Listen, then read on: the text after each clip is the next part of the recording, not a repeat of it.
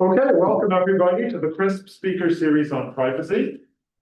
This is our first talk of 2026. It is our great pleasure to have Bruce Schneier with us. So among other things, Bruce is a lecturer and fellow at the Harvard Kennedy School and the Munk School at the University of Toronto. Bruce has had a decades-long career. He's a world-renowned expert in a broad range of topics, including cryptography, security, and privacy. Like many people of my generation, as a student, I read Applied Cryptography, which is one of the early works that got me into and interested in this field.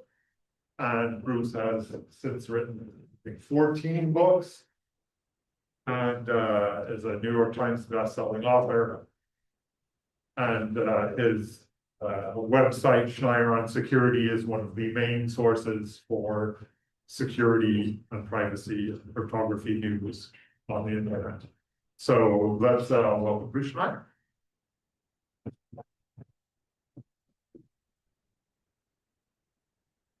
Thank you. So I have been doing a lot of work in this space for many decades.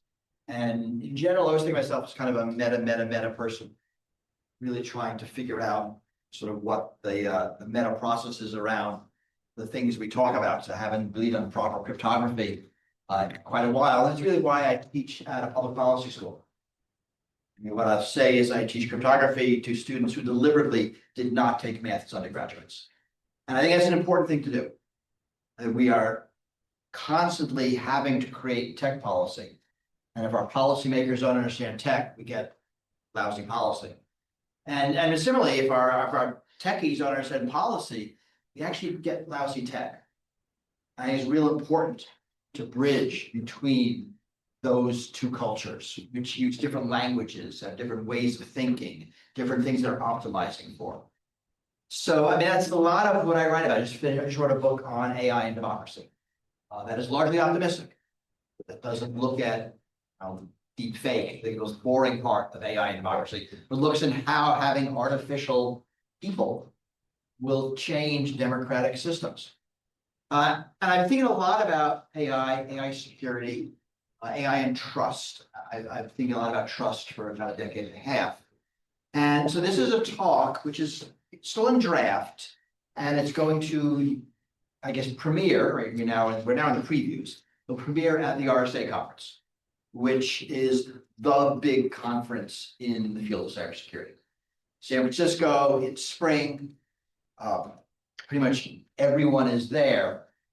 And it's an important event to talk about, I think, different aspects of our field and how it intersects with the real world. So this is a talk I'm thinking about integrity, right? Because it's a security property that, you know, we all sort of claim to care about, but mostly we ignore. And by integrity, I mean this broadly, and I will be making notes throughout this talk, things I want to fix, and I notice things. All right, so not just like no tampering, but correct behavior you can verify. It's more my thing. And this is because we're building systems that don't just process data, we're building systems that act, right? AI agents, IoT, critical infrastructure, computers that automatically affect the world in a direct physical manner. And which means that today an integrity failure isn't just my data got changed, it's the wrong thing happened. And the wrong thing happened at scale. The wrong thing happened faster than we can stop it.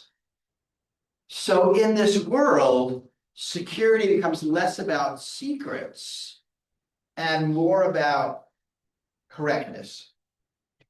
And correctness, of course, isn't a single value.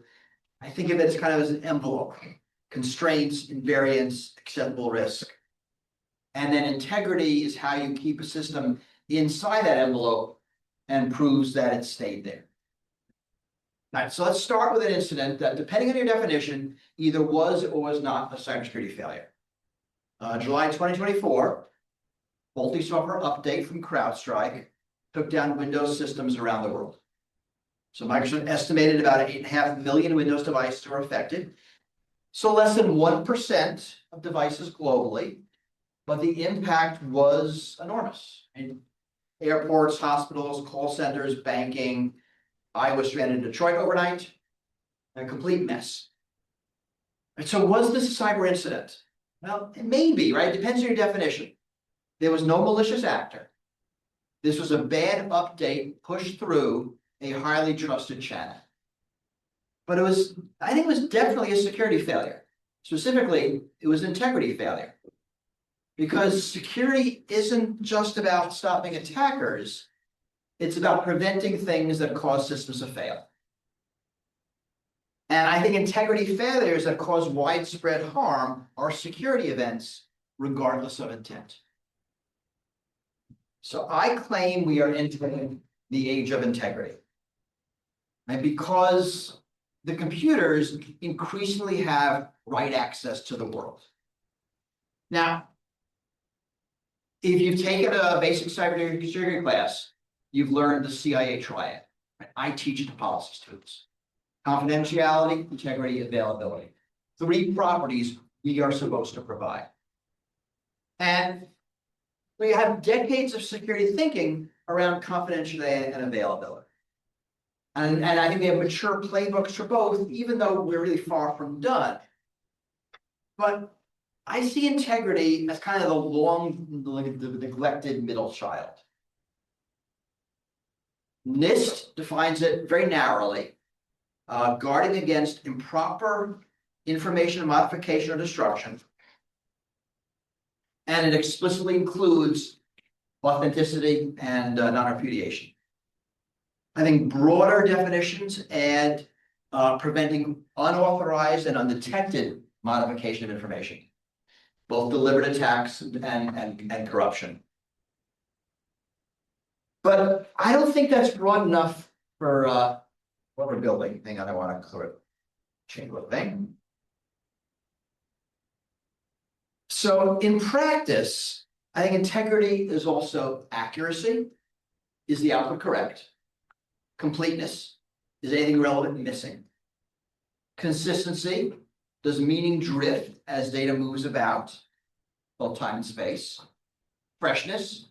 Right? Is it current or is it replayed or stale? Provenance. Where did the data come from? Who touched it? Who transformed it? Semantic integrity.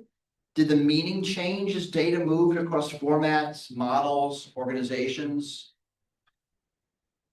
Accountability. Can we reconstruct what happened and why? And recoverability. When integrity fails, can we detect it? Can we quantify the damage? Can we recover to a known good state? And so this isn't just one control, it's overall system property. If you prefer, you can call it talking about system integrity or high integrity systems. I mean, integrity is the assurance that a system stays within its intended behavior, even under attack, error, or drift. And you can see I'm trying to find a definition here still. Right? Because, once software acts on the world, I think the lines between security, reliability, and safety start to blur. So integrity becomes the guarantee that data won't be modified without authorization, that any transformation from input processing to output are verifiable throughout the data's entire life cycle.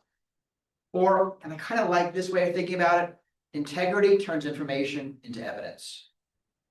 Right? Integrity is what makes IT systems trustworthy. So we don't think of it this way, but we already have a bunch of primitive integrity systems in our computers. The reboot process returns the computer to a known good state. It's an integrity system. The undo button, which lets users recover from near-term mistakes. It's another integrity system. Integrity is making sure that data is accurate when collected, that it comes from a trustworthy source or sensor, hasn't been spoofed or replayed. So digitally signed data preserves integrity. Integrity is ensuring that data doesn't change as it moves around. So any system detects hard drive errors or file corruption or drop packets. They're integrity systems. Checksums are an integrity system. And just as exposing personal data on a website is a confidentiality breach, even if no one accesses it, failure to guarantee the integrity of data is a breach, even if no one deliberately manipulates that data, right? So integrity breaches include malicious actions and also inadvertent mistakes. And we don't need an adversary like the CrowdStrike outage. Sometimes threats come from accidents or negligence, versus incentives, complexity. But adversaries, love these failure modes because they're high leverage and they're hard to distinguish from all errors. Integrity failures are often silent. The system can be up and still wrong, and wrong can still look plausible. Right? It's not always a crash. It could be a subtle shift in outputs and decisions. We might not notice it until the damage is done. All right. So why now? And this is because the web is changing. Again, in this emerging and in Web 3.0, the big shift is agency. The web stops being an information medium and more a control plane for society. And this is IoT devices, bringing computerization to more aspects of our physical lives, smart homes, smart manufacturing, smart power grid, smart cities, and users and machines operating with more autonomy, with more interconnection, more direct control over data and things. And AI agents, right? Software that execute transactions, coordinates workflows, touches infrastructure, does things. Right? Intelligent systems that don't just advise, they act. At machine speed, right? Too fast for human oversight. And so think of this as the automation of consequences. Without integrity, you get the wrong dosage, the wrong valve position, the wrong braking distance, right? The wrong grid response. And in this smart, distributed, connected, autonomous world, integrity becomes the foundation of all the other security properties. And sensors go from data sources to attack surfaces. So think of GPS or cameras or microphones, temperature probes, fraud signals, human feedback, anything. Right? Anything that's input can be attacked. And then actuators go from outputs to attack capabilities. Like door locks, trading systems, industrial controls, medical devices, approval workflows. Anything that's output can be weaponized. So integrity becomes safety, and integrity failures are the automation of consequences. Right? Here are the lines between cybersecurity, reliability, and safety all blur. And without integrity, the rest of it doesn't matter. And encryption secures corrupted data. Right? Uptime amplifies incorrect actions. And smart devices become fast devices that do the wrong thing. And then adversaries will manipulate these systems to manipulate the real world. And so most modern attacks against AI systems are integrity attacks. Right? Putting small stickers on road signs to fool self-driving cars is an integrity attack. Prompt injection is an integrity attack. In both cases, the model can't distinguish between legitimate data and malicious commands. And the attacks succeed even though the model is working correctly from a security perspective.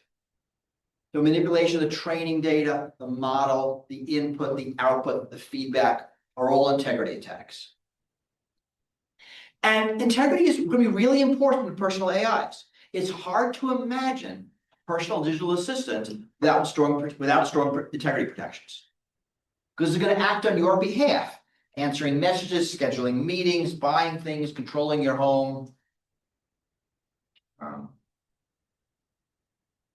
Like maybe managing your finances, right? So you need guardrails, confirmations for high-risk actions, limits, and a clear audit trail of what it did and why. But to me, this is even more important for AIs inside organizations. Microsoft is trying to sell a corporate AI trained on the organization's data, generating reports, analyzing decisions, taking actions. Now imagine that a system being targeted by competitors, criminals, or insiders, or foreign intelligence. And the integrity of that model is critical to the operation of the system, more so than confidentiality. And remember, there are two kinds of integrity failures. The first is when the AI does the wrong thing, right? It misunderstands the input or it gets the answer wrong because of the way it was created and trained. And the second is when the adversary manipulates the AI to do the wrong thing. And any AI that's used in a trusted environment, that's going to be almost all of them, will be vulnerable to that sort of attack. So imagine an AI as an advisor in an international trade negotiation, or as a political strategist or a legal researcher. Right? You can imagine that the human negotiator has human assistants and AI assistants. It feels like it might happen today. And it doesn't matter how accurate or capable or hallucination-free that AI is, if you can't guarantee it hasn't been compromised, it won't be trusted. And so integrity failures don't just break automation and information systems. They break trust in the very idea of those systems. And trust is the key word here. There's a lot of talk about trustworthy AI and trustworthy IoT devices like cars and medical systems. Right? In this context, trust is about reliability and predictability. This means integrity, and it means demonstrable integrity. All right, so let's dig into integrity as a security problem. I think of it as having four distinct interrelated parts: input, processing, storage, and context. So I'll take them one at a time. First, input integrity. Do you trust what goes into your system? This is the authenticity and quality of data entering the system. Attacks here are spoofing, replay, data poisoning, data laundering through seemingly reputable sources. Defenses look like authenticated sensors, signed telemetry, redundancy and sensor fusion, excessive sanity checks, rate limits, plausibility constraints, cross-checking sources that don't share the same failure modes. And when this fails, right, bad things happen. Meta 2021, global outage started with a routine maintenance command that unintentionally took down backbone connections. The maintainers sent the command to the wrong servers. An audit system should have caught the bug, should have caught the attack, but it didn't because of a bug. BGP made DNS unreachable, very expensive input integrity failure. Right? In cyber physical systems, input integrity can become literal safety. Faulty sensor data was a key ingredient in the Boeing 737 MAX disasters. So an input feeding an automation system repeatedly pushed the nose down because of faulty data. In AI, right, fooling self-driving cars by putting stickers on stop signs, another example, as is seeding AI training data influences output. Second, processing integrity. Does the system transform inputs into outputs correctly? So this is correctness of processing code, models, business logic, orchestration, pipelines. This is kind of where most traditional vulnerabilities live. It's where most traditional attackers live. So supply chain compromise, runtime tampering, memory corruptions, and defenses include a whole bunch of things we know. Memory safe code, sandboxing, least privilege tokens, policy checks before performing high impact actions. This is where high integrity engineering shows up, formal methods for critical code, more secure sandboxing, runtime monitors. My two examples, both space, 1996, Ariane 5 maiden flight, a 64-bit floating point number was converted to a 16-bit signed integer, and the resulting overflow triggered an exception, leading to the rocket self-destructing. 1999, this is the Mars Climate Orbiter. This is another unit mismatch, this time confusing English and metric units, which also resulted in the loss of the spacecraft. Third is storage integrity. Does your system preserve correctness over time?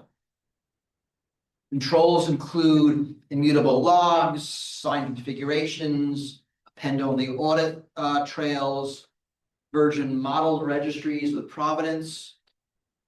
2023, I have two examples here. FAA, there was a NOTAM outage. This was an engineer unintentionally replacing one file with another while fixing some database synchronization issues, which grounded airplane flights nationwide. 2020 SolarWinds is a storage integrity failure. Now here's Trojanized code inserted into the build update path, compromises about 18,000 servers worldwide. It's 18 or 14. Check that. So this is a storage integrity failure. AI systems are particularly difficult here, and because of the way they naturally evolve over time. You don't have storage of data in the same sense you do with traditional systems. The fourth is contextual failure. Does the system behave as expected? So this is the weirdest one. This is Helen Nissenbaum's idea with respect to privacy, that data flows should respect contextual norms. Who sent the data, who received it, under what constraints, and for what purpose. The contextual data isn't just, is it correct? It's also, is the data being used in ways that people reasonably expect? Right? So your smart speaker listening for the wake-up word is one context. The service provider using that data for ad targeting is another. And an attacker turning the speaker into an eavesdropping device is another. The data might be accurate, but the use violates contextual integrity. Cambridge Analytica scandal. You can look at that as a contextual integrity failure. Data gathered in conventional marketing applications was repurposed for political persuasion. And AI systems are spectacular at breaking contextual boundaries. I think they are literally context-dissolving machines, right? They take data from one sphere and apply it to others. So that's the four, at least in my initial conceptualization of them. There may be others. And this may be too much, right? Every bug can't be an integrity failure. So what's the box that integrity lives in? Right? Because if everything counts as integrity, then nothing counts as integrity. To me, integrity failures are those that directly affect data correctness or trustworthiness, system behavior relevant to specified properties, the ability to audit or verify systems, and safety critical outcomes. So normal bugs that don't affect these might be reliability issues, but not integrity issues. That's evolving. But regardless of how we define the term, behind the edges of the box, we need to figure out how to solve it. But first, we have a language problem. And this, I think, is interesting, because I'm this kind of person. We have adjectives for a lot of security properties: available, private, confidential, reliable, secure. But there's no everyday word for a system with integrity. Now, apparently, there is a word. It is integrous. It is not in Webster's Third Dictionary, even in the unabridged version. The OED does have a listing for it, It's marked as obsolete with the only recorded use in the 1600s. I think we should bring it back. And I'm not just being pedantic, although I am being a little pedantic. Language shapes what we talk about, right? What we build, what we fund, what we measure. So we need to start talking about integrous system design. And this is a hard problem. And it needs some deep fundamental research. All right, so how do we actually do integrous system design? So it's not one thing, it's a bunch of interrelated things. As I said earlier, it's how you keep a system inside an envelope of constraints, invariance, and acceptable risk. Integrity can't be a feature you bolt on later. It has to be some organizing principle of system design. So integrity involves a bunch of things they're already doing. Like defense in depth, least privilege, cryptographic agility. Integrity requires nuanced authentication, and far more sophisticated than today's who are you mechanisms, right? To deal with all the ad hoc connections of real world systems. We need to authenticate things as well as people, right? Processes, devices, versions, cloud services, remote objects. And we need to authenticate sources, right? Sensor data, APIs, model updates, what software is running on what hardware, with what configuration.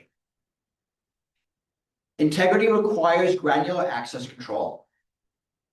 Right? Systems that allow users and organizations to maintain precise control over who can access and modify information and for what purposes. And standards, right? Common interfaces for interfaces and protocols for establishing consistent access while maintaining security. Human-centered integrity interfaces, so people know what changed, why, and who approved it. And somehow a hard separation between content and commands in generative AI systems. Integrity requires end-to-end provenance, internet scale, not just data, but also inputs, tools, decisions, and approvals, right? Who reviewed it, who signed off, what policy allowed it. Verifiable sensors, verifiable outputs, supply chain integrity. So a whole lot of boring things like SBOMs, the SIG store, which is a Linux foundation for assigning software artifacts, SLSAs, supply chain levels for software artifacts, another authentication system. Also attestations, reproducible builds, secure update frameworks, measured boot, so you know it has been corrupted. Then remote attestation, so other systems can verify things before trusting them remotely. All this transparent and auditable. The idea is to have verifiable trains of trust from input to processing to output. So integrity requires continuous data validation. At input, of course, but also throughout the system to detect outliers, drift, impossible values, suspicious correlations. I need AI agents to treat external content as hostile by default. Integrity requires system assurance. Not even sure what that means, but feels important. Integrity, I think, requires rethinking recovery. Maybe more than just backups, but multi-layer backups with versioning and immutable snapshots, testing restores, functional rollbacks. What does it mean to recover from integrity failure? And quickly, automatically, without making things worse. Integrity is going to require its own set of metrics.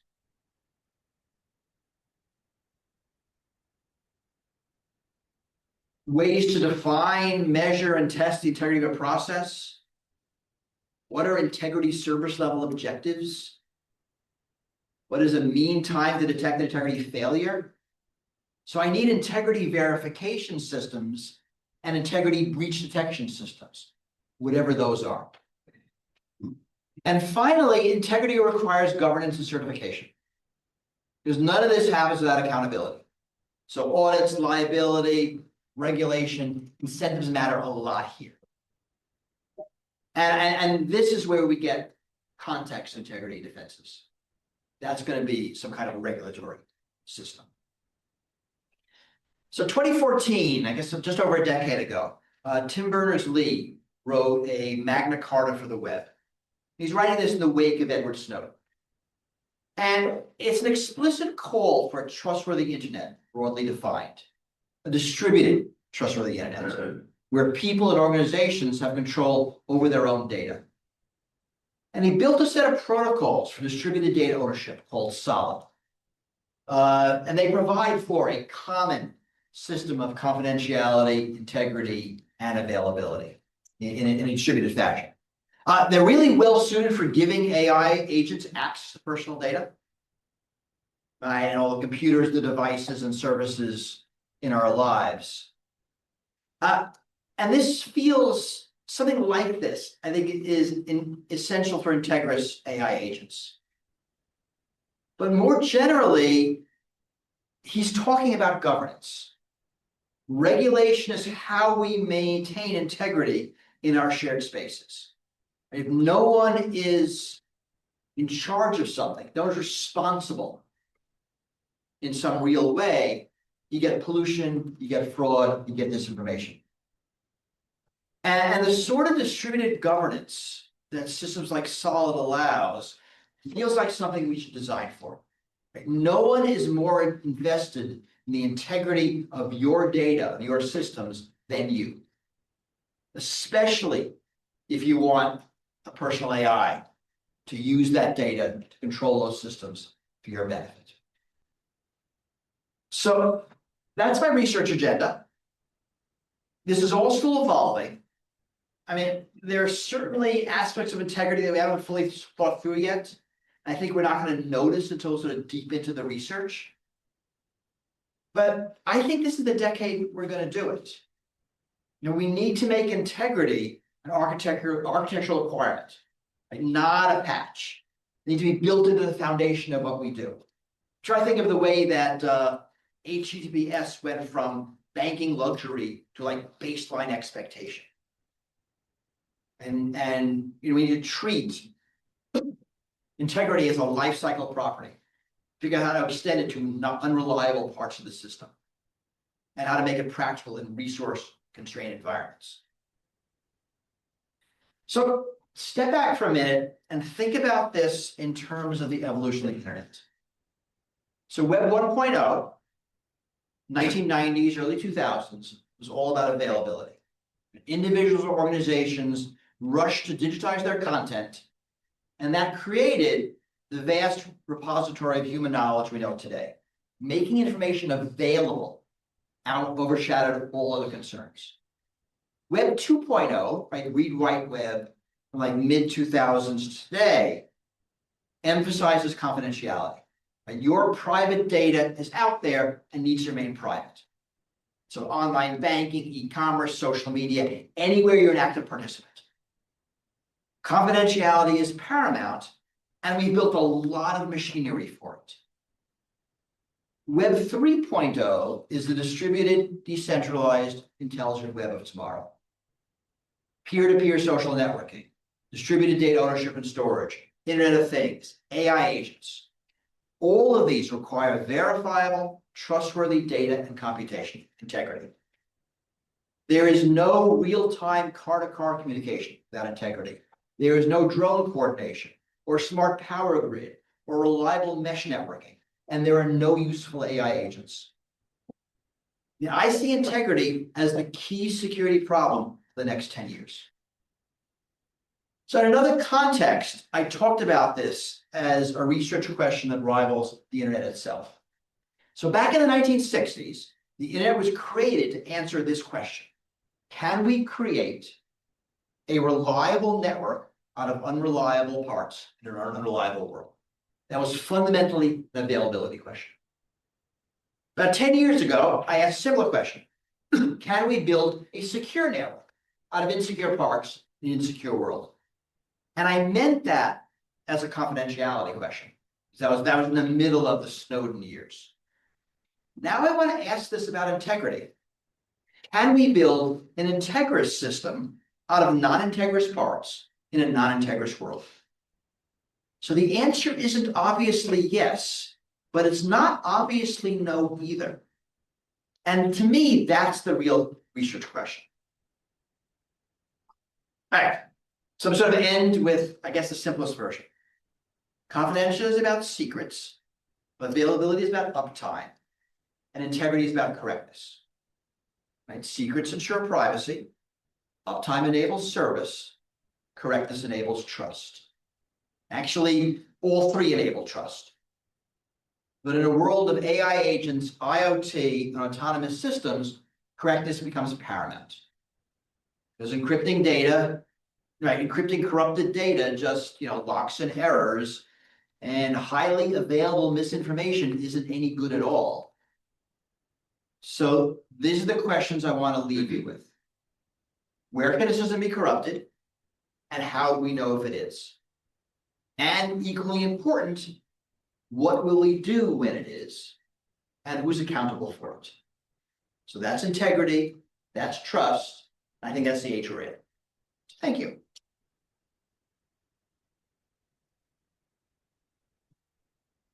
Wasn't bad. I thought it was sloppy in some parts. In the beginning, could use a little tightening. I went over the same points a few times. Questions? Comments, criticism, complaints? If there are questions Better, online, all of your comments. if there are questions online from the people online, you can use the Q&A feature and I will read it out. Ian will be your spokesmodel. If there are questions in the room, I'm just gonna start because I'm gonna take some privilege. Do it. So thanks for your talk.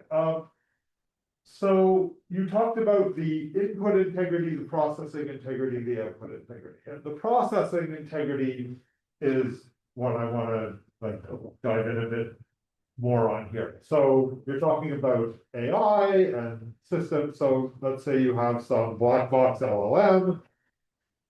You've handled the input integrity, the data going in is correct. Now it's going to process it. Right. And it's going to do who knows what with this data because it's a black box and it hallucinates or whatever you want to call it, and it outputs whatever that. Now, is the thing you're after that we prevent it from outputting garbage, or we have another system that sits on top of it that at least notices when it's outputting garbage? So I'll take either. I don't think I need to choose. So is either one possible? No, right. So first, and a lot of work on this, we need to make the AIs less black boxy. And the more we can know their insides, there's certainly gonna be less black boxy than humans. I don't think anytime within anybody's lifetime, we can open up brains and see why they reach the decisions they do. So at least we can instrument AIs. And I think we need a lot more work in understanding how they reach their decisions or how they produce their output. So we can have some kind of integrity assurances. Having system monitors, I mean, that feels like a good defense in depth strategy for integrity. So I'm good with that as well. And a lot of AI safety are systems around the AIs that are controlling both the inputs and the outputs. So I think we need all of that. And is it possible? Then if I know, it'd be nice, but it would be nice to find that out. Because if it's not, we have another problem. But my guess is there's a lot we can do. And we already doing we know a lot more about how the models work and why, and trying to isolate where different pieces of training data live. I know Google did a bunch of work on getting models to forget specific things. Like the paper I read was about, can you get a model to forget Harry Potter? Like it's kind of diffuses a lot of things, but can we remove it from the corpus after the model has been created? Maybe.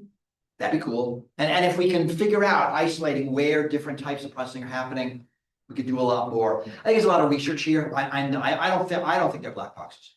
I think we know very little about them now, but we could, in theory, step through the trace line by line if we felt like it. We might not know what it means, but in theory, we can do it. So, like, piling on top of that, already a question that was already asked. From a policy perspective, that supervisory thing that sits on top of the base model that we just talked about, let's say we pick that one, right? What do you think, from a policy perspective, it would be? Like, would we say that, no, this one cannot use AI, like the supervisory system cannot use AI? Yes.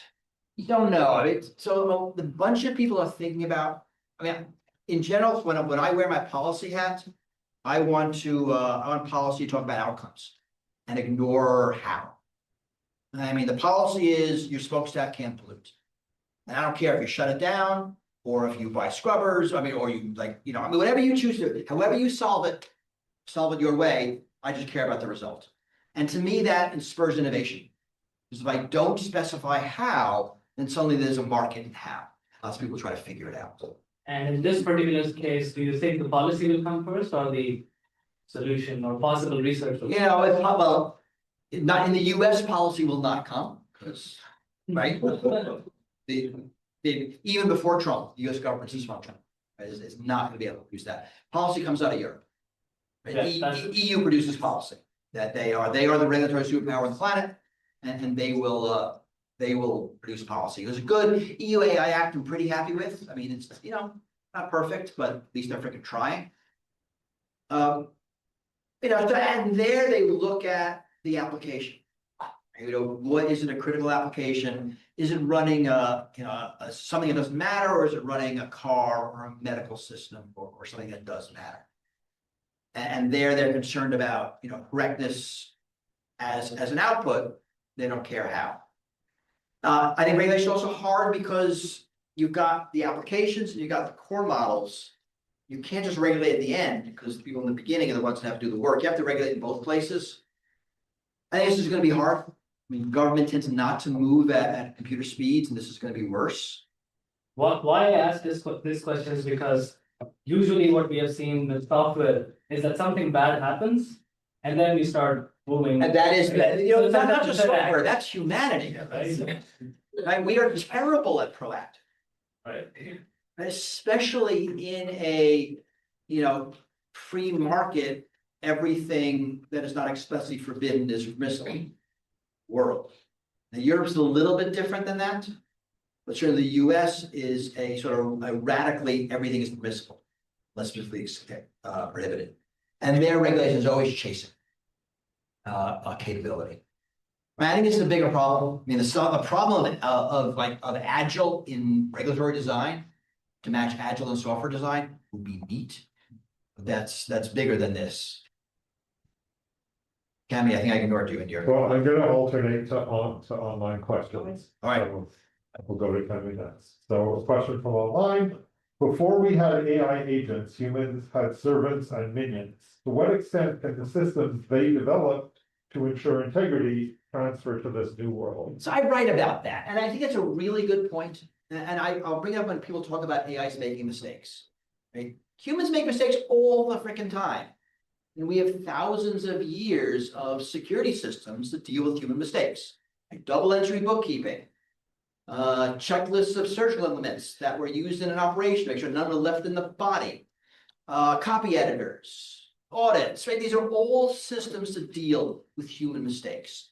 To the extent these artificial systems make human-like mistakes, we are covered.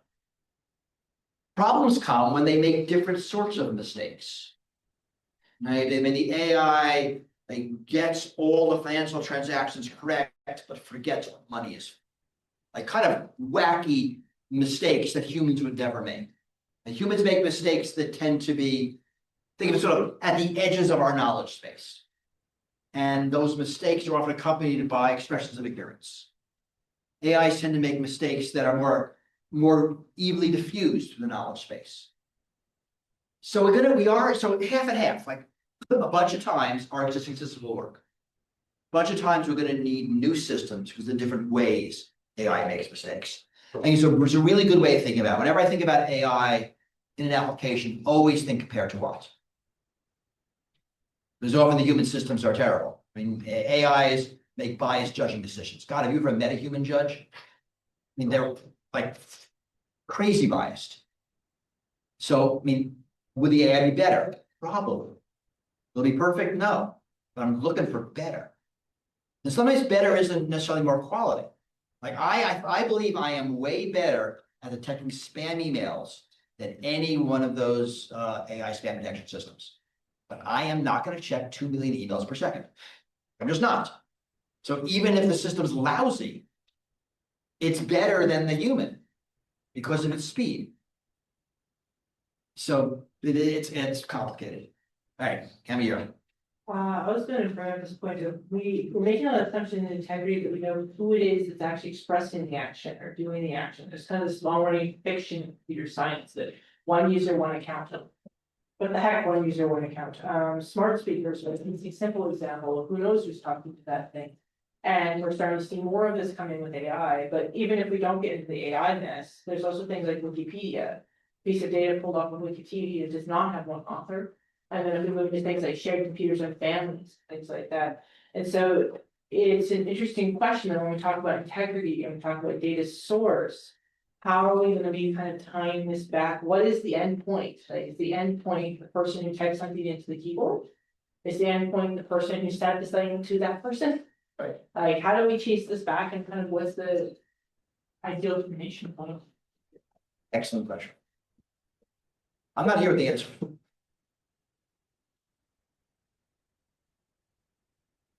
Way back. No one behind you. You're it.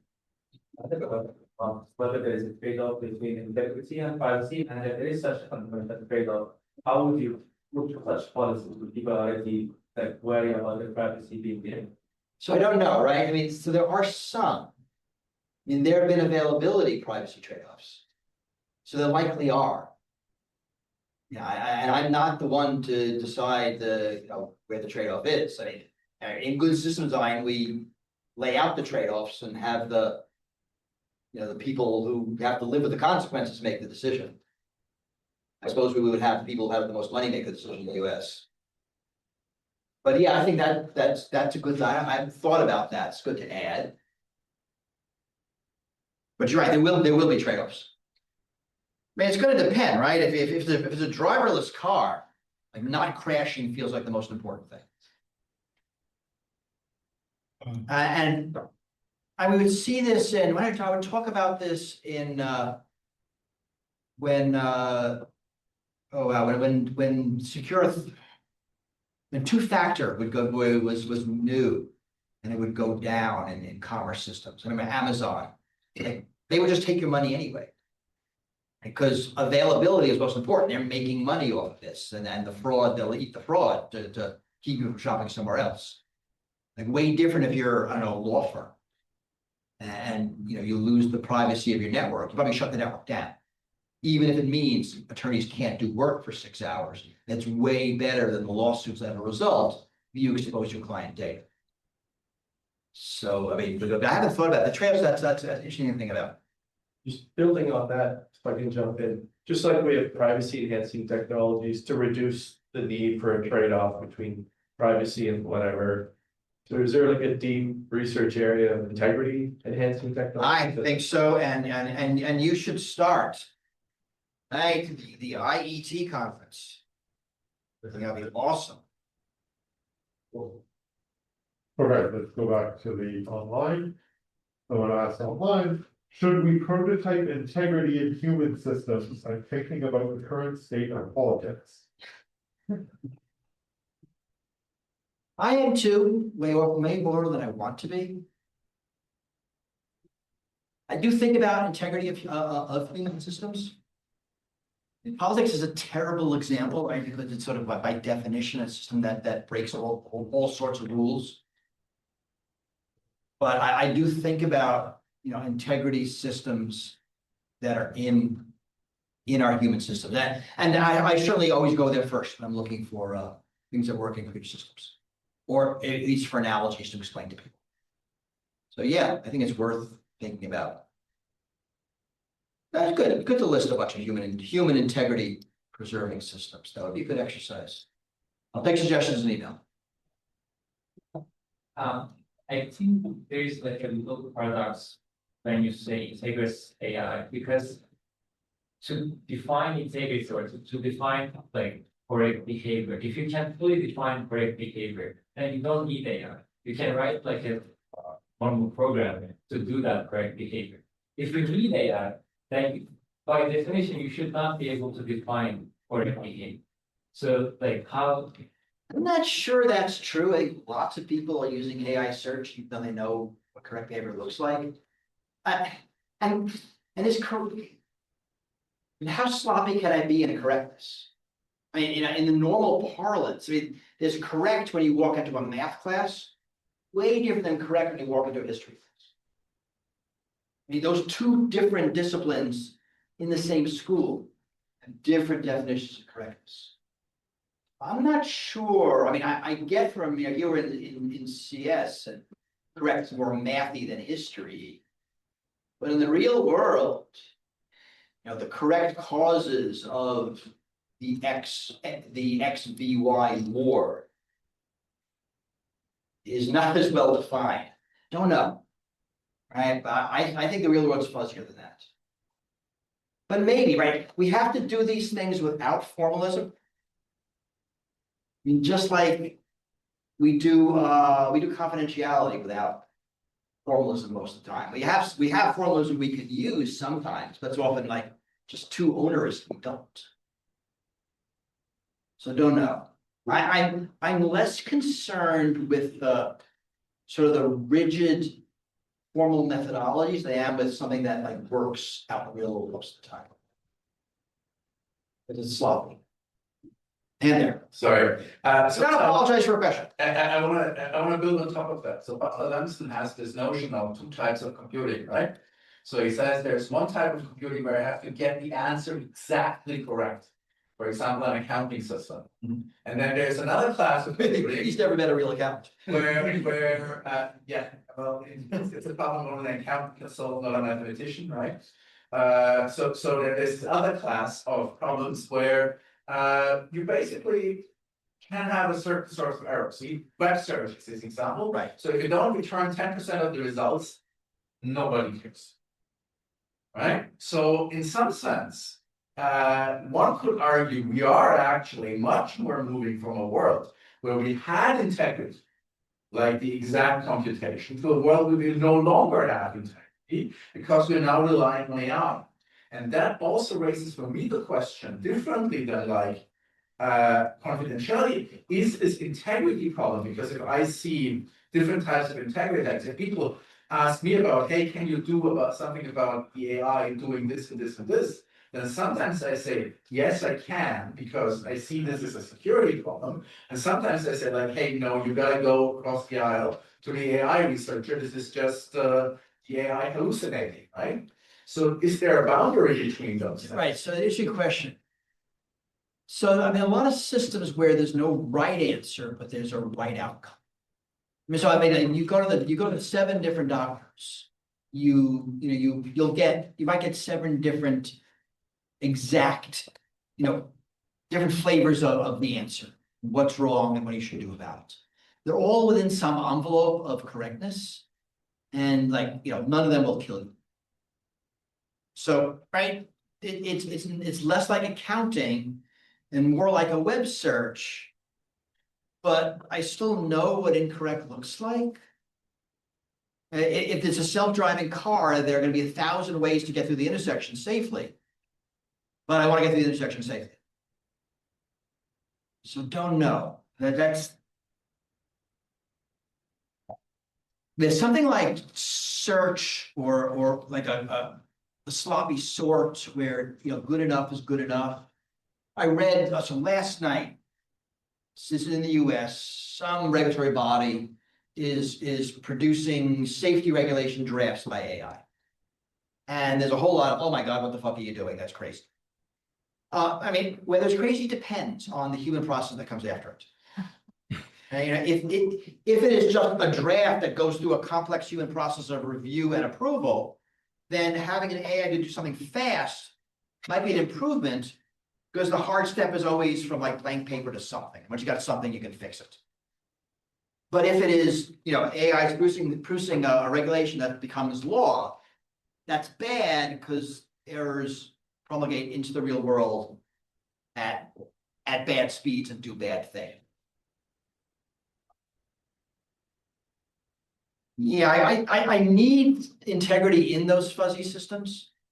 I kind of intuitively know what it means for a search to have integrity. And yes, it doesn't produce the best possible answer first and second, and it isn't perfect, but it's hand wavy good enough. I want an answer that I want on the first page. Right, that's all I want on my search engine. And by the way, Kaji is a great search engine. It's like Google used to be. It can cost you a few dollars a month. It is well worth it. They're into the commercial. I know nothing about the company, but they are a great search engine. Okay, I'm gonna go back Okay. to a question that ties in well with the answer you just gave.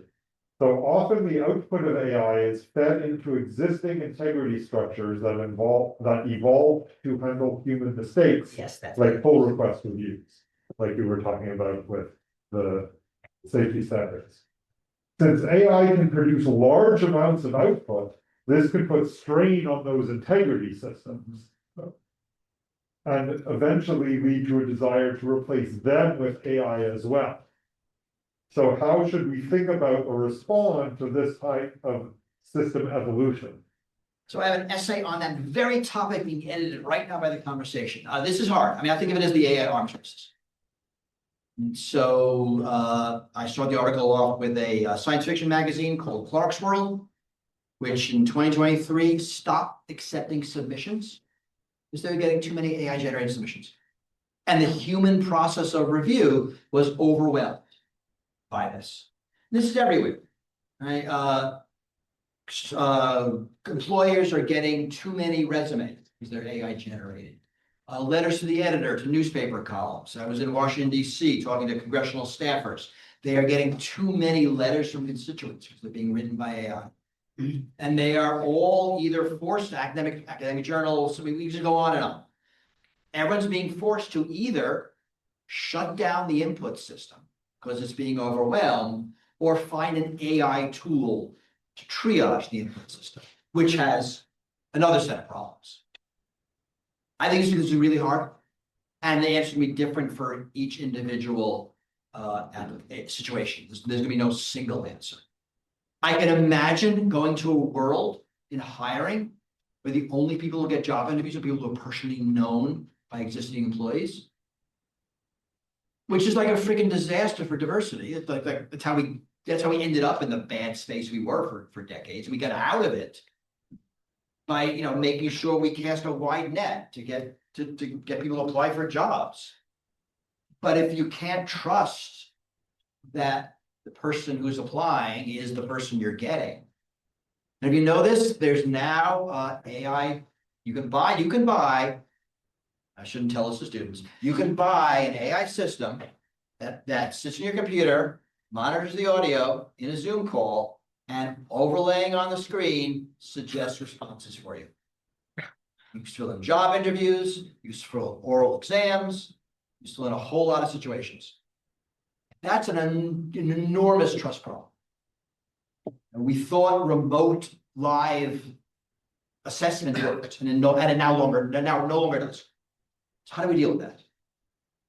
Right, so maybe we build AI detectors to detect when someone's giving an AI answer because their body language doesn't reflect that they know the thing, and now something with phrenology or measuring people's head bumps, that sounds really bad, and I think that's going to be racist. Or we make sure we fly people into interviews now. I don't know the answer. I want a world. I want a world where AI assistive tools are available to people who need them. So we've always been in a world that if you were rich, you could hire someone to write your resume and cover letter, and to edit your academic papers, and to do all of the things that made you a better wherever you were. If AI makes that available to more people, that's a good. So I want that, but I don't want the fraud that comes with it. I don't know how to, how to get one without the other is gonna be a hard problem for a whole bunch of years. But I don't wanna throw the good out with the bad. I know someone who, has a company, has an AI system that helps people run for political office. Now, it's a US system. Don't think Congress or Senate or governor, think city council, think school board. Right? No money, no time, no budget, no expertise. Anything that enables more people to engage in the political process at a local level is great for democracy. That's a good thing. But I want that without the sock puppets, without the spam, without, all the bad things that this kind of automation brings. I don't have a good answer, but I have a name for the problem. Okay, I'm afraid we're out of time. What? There are other questions in the audience and online, unfortunately, we didn't get to, but let's thank the speaker Thank again. you.